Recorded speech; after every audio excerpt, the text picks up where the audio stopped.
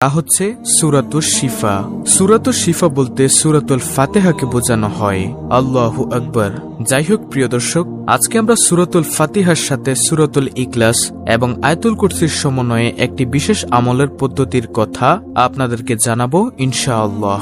এই আমলে আপনারা যে যে উপকারিতাগুলো পাবেন তা সংক্ষেপে বলে রাখছি।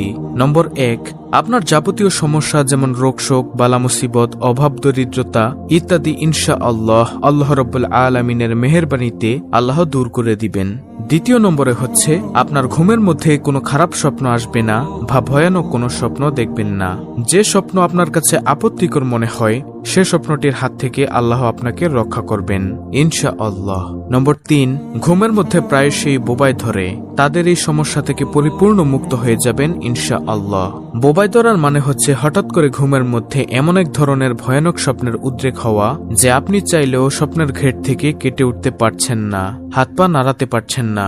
ইনশাআল্লাহ আজকের এই ভিডিওর আমলের মাধ্যমে এই সংকট থেকেও মুক্তি পাবেন আল্লাহ তাআলার রহমতে।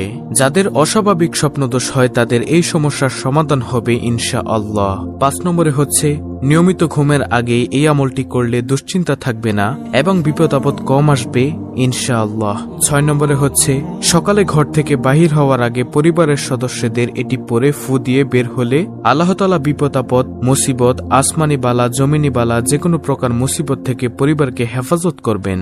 7 নম্বরে হচ্ছে আল্লাহ শয়তান থেকে হেফাজতে রাখবেন, দরিদ্রতা কমে যাবে, মনের আশা পূরণ হবে, মনের সকল জায়েজ ইচ্ছা পূরণ হবে ইনশাআল্লাহ।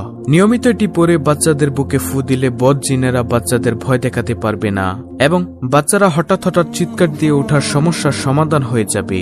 গর্ভবতী মহিলারা ঘুমানোর আগে এবং ঘুম থেকে উঠার পর নিয়মিত এটি পরে পেটে ফু দিবেন ইনশাআল্লাহ। আল্লাহ রাব্বুল আলামিনের অশেষ রহমতে গর্ভের সন্তানকে আল্লাহ তাআলা হেফাজতে রাখবেন। নিঃসন্দেহে মহান আল্লাহ অনেক দয়াশীল।